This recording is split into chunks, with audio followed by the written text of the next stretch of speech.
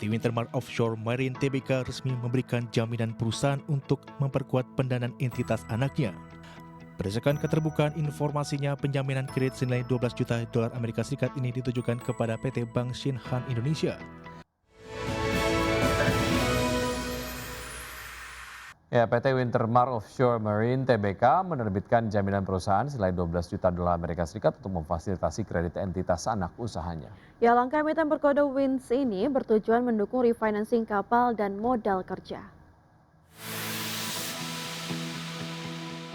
PT Wintermar Offshore Marine Tbk resmi memberikan jaminan perusahaan untuk memperkuat pendanaan entitas anaknya. Berdasarkan keterbukaan informasinya, penjaminan kredit senilai 12 juta dolar Amerika Serikat ini ditujukan kepada PT Bank Shinhan Indonesia. Transaksi tersebut menjadi syarat utama dalam penyaluran fasilitas kredit kepada anak usahanya, yakni PT Wintermar. Corporate Secretary Wintermar Nelly Layanto menjelaskan bahwa penjaminan tersebut digunakan untuk pembiayaan kembali atau refinancing armada kapal perseroan. Selain memperkuat struktur pendanaan armada, pinjaman dari Bank Shinhan Indonesia ini juga dialokasikan untuk memenuhi kebutuhan modal kerja. Langkah ini diambil guna menjaga kelancaran operasional perseroan di sektor pendukung migas lepas pantai. Merujuk pada ketentuan pasal 6 ayat 1 huruf E PUJK 42 tahun 2020, transaksi jaminan keperbankan ini tidak memerlukan penilaian independen dari KJPP. Manajemen menegaskan transaksi ini tidak mengandung benturan kepentingan serta seluruh fakta material telah diungkapkan secara transparan. Adapun PT Wintermar merupakan entitas anak strategis yang dikuasai WINS dengan porsi kepemilikan saham melampaui 99%. Berbagai sumber untuk IT Action.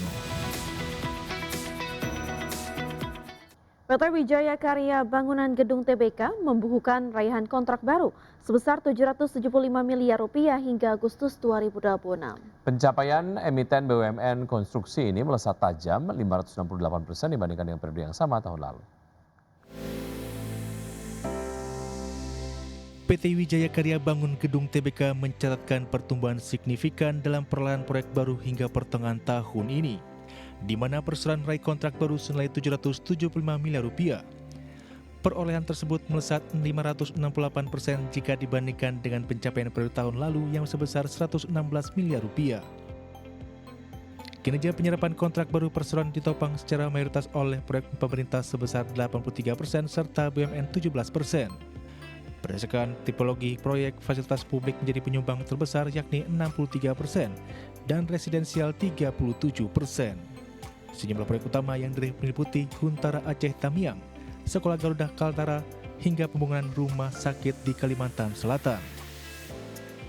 Dari sisi kesehatan fundamental, perseroan mencatatkan rasio utang terhadap ekuitas atau DER yang sangat aman di angka 0,98 kali.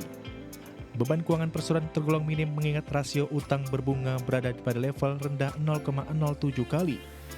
Selain itu, perseroan tidak memiliki utang, obligasi maupun sukuk sehingga memiliki fleksibilitas tinggi dalam pendanaan modal kerja. Berbagai sumber untuk IT Action. Terima kasih Anda masih bergabung sama kami. Pemirsa, PT Cisarua Mountain Dairy Tbk menyetujui pembagian dividen interim tahun buku 2026 sebesar Rp100 per saham. Ya, total nilai dividen yang dialokasikan emiten berkode CMRY ini mencapai Rp793,46 miliar. PT Cisarua Mountain Dairy Tbk membagikan dividen interim tahun buku 2026 kepada para pemegang sahamnya. Berdasarkan hasil keputusan rapat umum pemegang saham tahunan pada Rabu 26 Agustus 2026, perseroan sepakat membagikan dividen Rp100 per saham. Total nilai dividen tunai yang disalurkan produsen produk olahan susu merek Cimori ini mencapai Rp793,46 miliar. Besaran dividen tersebut setara 67,8% dari laba bersih entitas induk semester 1 2026 yang mencapai Rp1,17 triliun. Kinerja keuangan perseroan juga didukung oleh saldo laba ditahan yang belum dibatasi penggunaannya sebesar Rp3,33 triliun. Sementara itu, total ekuitas perseroan hingga pertengahan tahun ini tercatat menguat di angka Rp7,16 triliun. Dividen akan disalurkan kepada investor yang namanya tercatat dalam daftar pemegang saham pada 7 September 2026. Berdasarkan jadwal perseroan, kam dividen di pasar reguler dan negosiasi jatuh pada 3 September 2026. diikuti ex-dividen pada 4 September 2026. Selanjutnya seluruh proses pencairan dana dividen akan disalurkan secara serentak pada 18 September 2026. Berbagai sumber untuk IDX Channel. Bursa Efek Indonesia memberikan sanksi kepada 106 perusahaan tercatat atau emiten yang belum menyampaikan laporan keuangan interim hingga 31 Juli 2026. Bursa Efek Indonesia menegaskan akan terus menegakkan aturan bagi perusahaan tercatat yang belum menyampaikan laporan keuangan interim.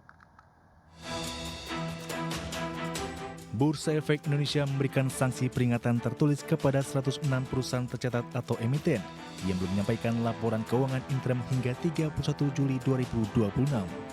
Berdasarkan keterbukaan informasi, Bursa Efek Indonesia menyampaikan akan terus memonitor dan menegakkan aturan bagi perusahaan tercatat yang belum menyampaikan laporan keuangan interim. Laporan keuangan interim emiten tersebut tidak ditelaah secara terbatas dan tidak diaudit oleh akuntan publik. Bursa Efek Indonesia mencatat sebanyak 956 emiten wajib menyampaikan laporan keuangan interim per 30 Juni 2026. Sementara itu, sebanyak 6 emiten dinyatakan berbeda tahun buku, serta 50 efek dan emiten tidak wajib laporan keuangan interim per 30 Juni 2026. Dari jumlah tersebut, terdapat 106 emiten yang belum menyampaikan laporan keuangan hingga Jumat 31 Juli 2026.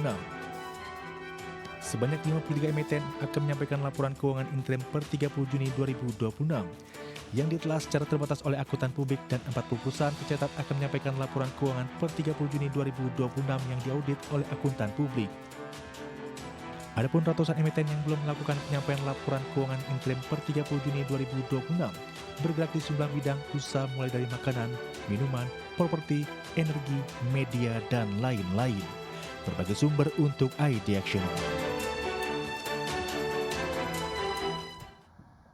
Inflasi Amerika Serikat tercatat tetap tinggi pada Juli 2026 menunjukkan tekanan harga yang masih sulit mereda dan berpotensi memperumit perdebatan The Fed mengenai arah suku bunga. Berdasarkan data Departemen Perdagangan Amerika Serikat, Personal Consumption Expenditures Price Index naik 3,7% secara tahunan pada Juli lalu. Inflasi Amerika Serikat tetap tinggi pada Juli 2026, menunjukkan tekanan harga masih sulit mereda dan berpotensi memperumit perdebatan Federal Reserve mengenai arah suku bunga.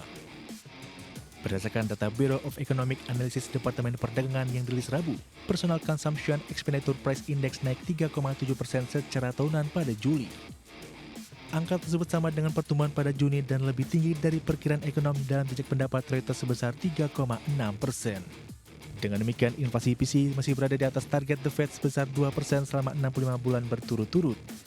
Secara bulanan, indeks PCE meningkat 0,2% pada Juli, berbalik dari penurunan 0,1% pada Juni. Penurunan pada Juni sebelumnya merupakan kontraksi bulanan terlemah sejak April 2020. Inflasi PCE sebelumnya melonjak hingga 4,1% pada Mei, yang tertinggi dalam 3 tahun, setelah Perang Amerika Serikat Israel melawan Iran pada akhir Februari, mendorong harga energi dan mengganggu sekitar 1/5 pasokan minyak global. 6 bulan setelah konflik tersebut dimulai, situasi belum sepenuhnya terselesaikan. Namun intensitas serangan telah menurun dan harga minyak serta tekanan inflasi yang ditimbulkan telah turun dari level tertinggi pada pertengahan musim semi. Berbagai sumber untuk ID Action.